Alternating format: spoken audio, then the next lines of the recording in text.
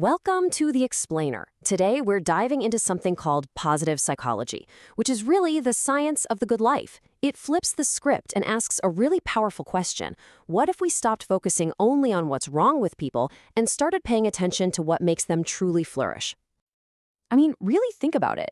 Is it just about success, or money, a bigger house? Or is it something a little deeper? Something like real happiness, a sense of purpose, or truly meaningful connections with other people? Well, that's the universal question that positive psychology is trying to answer. You see, for the longest time, psychology was mostly about fixing what was broken. It was about moving someone from a state of suffering, like depression or anxiety, back to just normal. But positive psychology asks a totally different question. It asks, what if the goal wasn't just to get back to normal?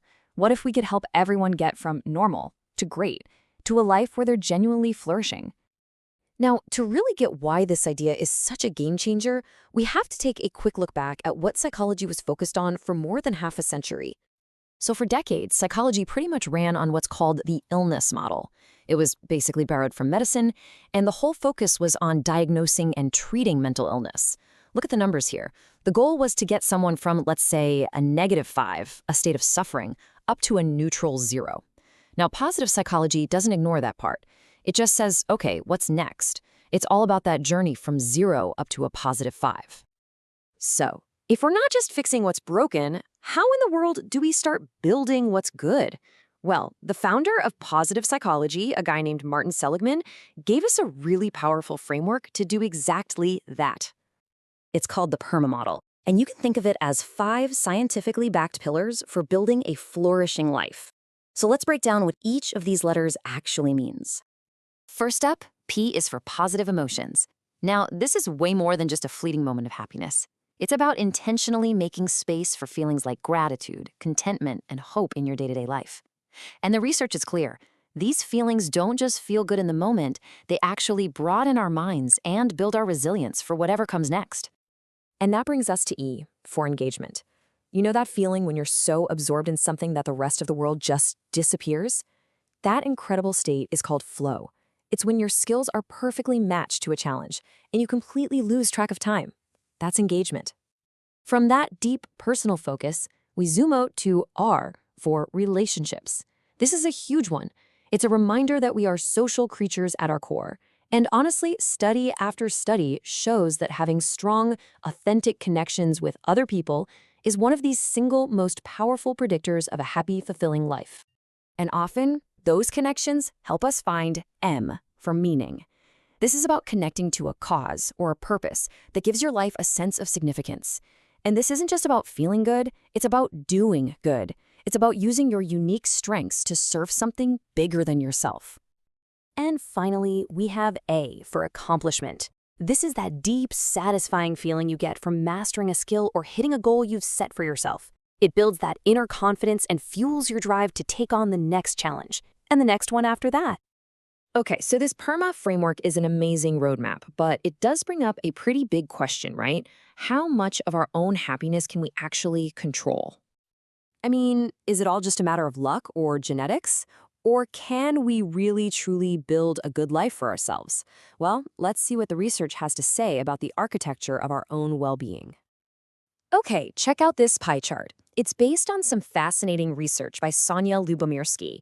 It suggests that about half, 50%, of our happiness level is determined by a genetic set point. And get this, only about 10% comes from our life circumstances, things like how much money we make or where we live. But that leaves a huge chunk that isn't set in stone at all. 40%. That is the piece of the pie that you control. A massive part of your happiness is directly influenced by your own intentional activities, the things you choose to think and the things you choose to do, day in and day out. That is an incredible amount of power. So if you've got this 40% to work with, what are the best tools you can use? Well, positive psychology gives us a few key skills we can actually develop. Let's open up the toolkit. First up is flow, which we touched on a minute ago. This is basically the engine behind the engagement part of our PERMA model. And actively creating more chances to experience flow in your life is one of the most direct ways you can boost your well-being. But hey, life isn't always about being in a state of flow. Challenges are going to happen. That's just a fact. And that's where our next tool comes in, resilience. It's not about trying to avoid pain, it's the skill of bouncing back, of learning from setbacks and actually growing stronger because of them. I love this quote because it really gets to the heart of what resilience is. It's not about being invincible or pretending you don't feel pain. It's simply about having the strength to get back up when life knocks you down. So what fuels that strength? Well, that brings us to a final core tool, hope. And I want to be clear, this isn't just wishful thinking. In psychology, hope is a very active mindset. It's this powerful combination of believing you can find a way to your goals and then having the motivation to actually get up and walk that path. All right, so we have the framework, we've got the tools. Now for the fun part. Let's shift from all this theory to some real-world practice. Here are just a few ways you can put that PERMA model into practice, like right now. And notice, these aren't huge, overwhelming, life-altering changes. They're small, intentional actions, things like starting a gratitude journal or scheduling a weekly call with a friend, that build on each other over time to create a genuinely flourishing life. So, when you boil it all down, positive psychology gives you the permission and the tools to move beyond just surviving and to start truly thriving. It empowers you to become the architect of your own good life. So the only real question left is, what are you going to build?